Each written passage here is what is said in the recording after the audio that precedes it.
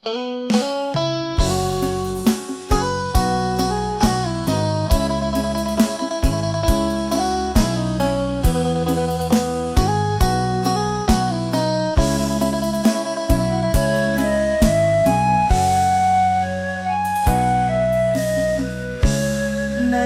កណ្ដាលវាលស្រែ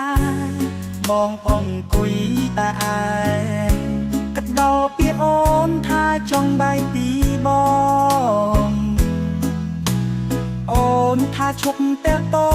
ងអើយបំភ្លេចរឿងកន្លងធ្លាប់ស្រឡាញ់បែកជាស្អប់ធ្លាប់ជួបតែរត់គេចអូនចង់បែកតែបងនៅស្រឡាញ់បានឃើញមុខអូនមួយថ្ងៃហារតីធូមួយគ្រា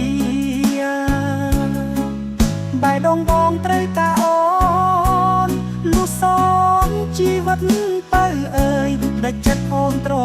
ចាំងមិនដូចចិត្តបងផងបើអូនចង់បែកបងធ្វើបានបើសិនតែសូមអូនខ្វាច់គ្រប់ផ្នែកបងទៅចរណៃបើភ្នែកបងនៅភ្លឺនៅឃើញស្រងពីស័យបងនឹងស្រឡាញ់ស្រីគ្មានថ្ងៃកែប្រែឡើយអូ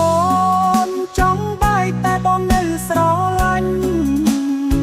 បានឃើញមុខអូនមួយថ្ងៃហារតីធូមួយគ្រាបែដងបងត្រូវការអូ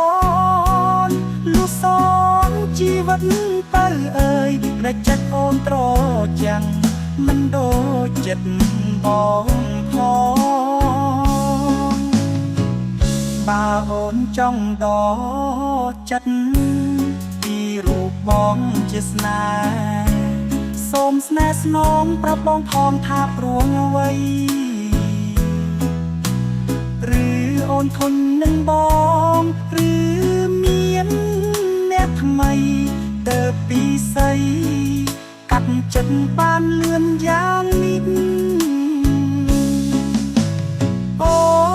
នចង់បែកតែបងនៅនឹកអូន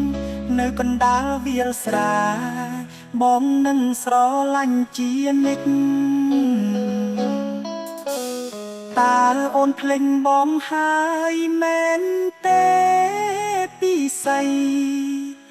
នៅកណ្ដាលវាលស្រែបងនឹងរស់តែឯ